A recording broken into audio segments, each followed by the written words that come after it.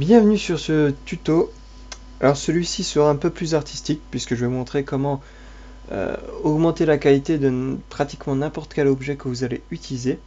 C'est-à-dire que comme Array est un nouveau moteur graphique, tous les objets qui ont été créés auparavant n'ont pas été créés dans le but que ça soit optimisé à fond sur Array. N'empêche que vous pouvez tous les utiliser dans Array et les optimiser avec la méthode que je vais vous montrer. Donc voici, ici nous avons un vêtement. Et j'ai réussi, avec ma méthode, à refaire ressortir toutes ces petites roses. Enfin, ces roses en sorte de filigrane sur le cuir. On a l'impression que c'est un haut de corps en cuir avec en filigrane lisse des roses, des fleurs en tout genre. Et donc je vais vous montrer avec ce tuto comment arriver à ce résultat. Parce que à la base, donc là ça c'est le résultat final, je vais zoomer un peu comme ça vous allez voir. Alors la qualité de la vidéo ne rendra pas justice au rendu, mais bon. Je vais à la limite essayer de vous filer le fichier de sauvegarde, comme ça vous allez pouvoir voir de vous-même avec vos propres yeux. Donc du coup là vous avez de belles filigranes et je vais vous montrer à quoi ça ressemble sans rien du tout. Donc on va appliquer. Je vais dézoomer. Donc là on voit, alors vous sans doute pas parce que la qualité est pas top, mais là on voit très légèrement les roses qui sont un peu plus foncées que la base du haut de corps, qui est légèrement grise. Là, c'est des shaders d'AStudio par défaut.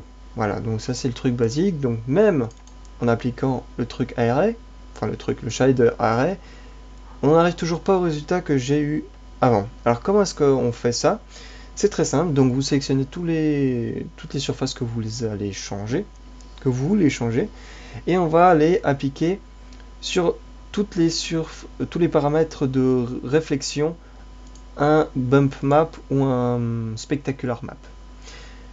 En gros, ici je vais, alors première chose à faire pour ceux qui débutent vraiment, donc là il faudra cliquer sur une image déjà qui est utilisée, aller dans la barre en haut de recherche, CTRL-C, la copier l'emplacement, et comme ça quand vous allez vous retrouver ici, vous allez pouvoir CTRL-V parce que théoriquement vous allez vous retrouver sur le bureau. Voilà, vous avez l'air d'un couillon parce que voilà, vous ne connaissez pas l'emplacement précis, donc vous faites CTRL-V et vous cherchez le bump map ou le spectacular map pour l'objet concerné. Donc en gros l'équivalent en noir et blanc de l'objet, de la texture map qui est en couleur. Donc je fais OK. Et à la fin je vais vous expliquer plus ou moins en détail pourquoi on fait ça et pourquoi en particulier ces images changent la donne. Donc on fait OK, on fait scatter transmit, donc on applique ici sur Glossy Lowered Weight, Glossy Reflectivity, on ne change pas les valeurs, pour le moment laissez par défaut, et puis par la suite quand vous atteindrez un certain grade, certains levels, vous allez vous amuser avec les paramétrages. Glossy Roundness, voilà, donc ça c'est le paramétrage qui étale pour que ça donne pas l'impression que c'est une surface métallique. Top Coat Weight, donc là aussi, hop, on fait browse, on applique. Top Coat Color et Glossy Color, on laisse tel quel, je vais vous expliquer pourquoi. Donc là, on fait browse, alors c'est pas forcément nécessaire quand la valeur est à 0, voilà. Vous pouvez laisser sans rien. Moi je vais la rajouter, donc là je fais OK, et théoriquement, là c'est bon. Alors pourquoi théoriquement? Parce qu'il faudra faire des petits ajustements en fonction de vos modèles. Parce qu'il y a certains créateurs qui activent certains paramètres, d'autres pas, etc. Parce qu'ils ont pas. Enfin, ils ont optimisé, et l'optimisation c'est toujours des choses pointues, et donc chacun des modèles est différent. Donc là je vais désactiver le displacement, voilà. Et je vais devoir activer le bump map. Donc voilà, hop. Alors en théorie c'est pas du bump map, mais bon, on s'en fout. Donc je fais au max et je me rends compte que c'est une horreur. Je fais reset et je laisse sur 1. Ce qui m'étonne, c'est que avant j'avais poussé au max et c'était pas bon. C'est bref, c'est pas grave. Donc là on se retrouve déjà avec quelque chose, on voit nos petites fleurs ici, et donc c'est déjà plus intéressant. Mais moi comme je veux une surface cuir moustache, j'allais ici, j'appuie sur ma touche CTRL, je double-clique.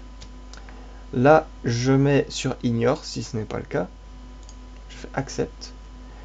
Et là, ce qui se passe, c'est qu'en fait, il m'a changé tous les paramétrages, mais il a laissé les textures telles quelles et il m'a rien remplacé.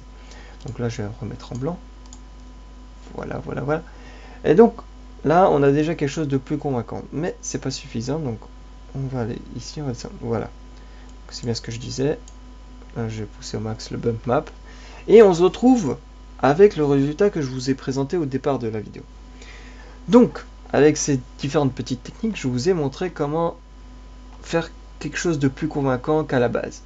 Voilà, donc là c'est un résultat qui est optimisé. L'autre c'était par défaut et par défaut ben voilà ça marche, allez, 20%. Et pour le reste ben, il faut partir du produit de base et optimiser. Donc pourquoi on a utilisé du bump map ici ou du spectacular? Parce que en gros ce qui se passe ici c'est des données de réflexion. Donc en gros là tous les paramétrages qu'on a ici modifiés touchent à la réflexion. Donc en gros là c'est des paramétrages qui vont décider de la manière dont la lumière va réfléchir sur votre objet. Et donc en gros là j'ai fait une sorte de filtre.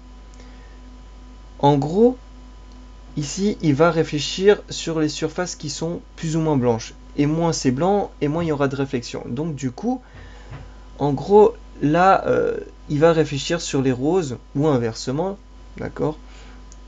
Et du coup ça fera une sorte de filtre. Il va filtrer la réflexion. Et pareil pour le top code weight qui n'est pas activé d'ailleurs. Vous pouvez l'activer là, c'est au feeling, vous le faites pas, peu importe. Donc là on va pas le faire parce qu'on veut un texture cuir.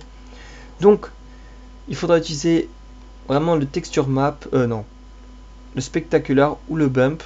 Et en fonction des modèles, il y aura plusieurs textures. Il y en a d'autres qui seront un petit peu plus fournies, d'autres un peu plus dirigées. C'est-à-dire qu'à certains endroits, comme c'est du Throw Daylight avant, ben, il y aura certains endroits qui auront été préfabriqués pour que ça donne l'impression qu'il y a une réflexion. Voilà.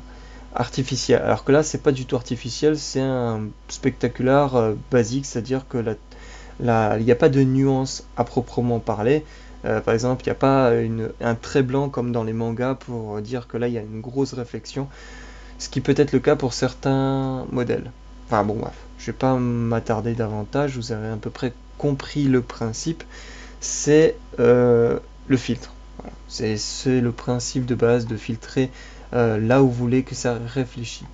Et peut-être qu'un jour, qui sait, nous arriverons à des modèles beaucoup plus complexes, c'est-à-dire qu'on n'aura même plus besoin parce que le modèle aura déjà dans sa construction toutes ces roses, c'est-à-dire qu'il n'y aura même plus besoin de foutre de texture.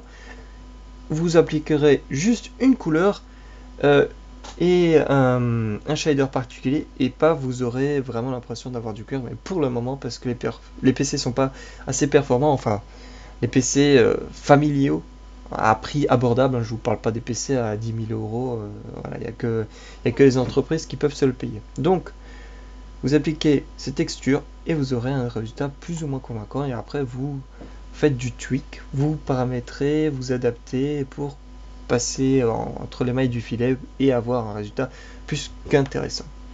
Ce sera tout pour ce tuto, je me suis un peu attardé sur la fin, j'aurais peut-être pas dû. Quoi qu'il en soit, vous comprenez au moins comment ça fonctionne, si ce n'est pas le cas, dans les commentaires. Et favoris, abonnez-vous, partagez. Et moi, je vous dis à ciao, bonsoir.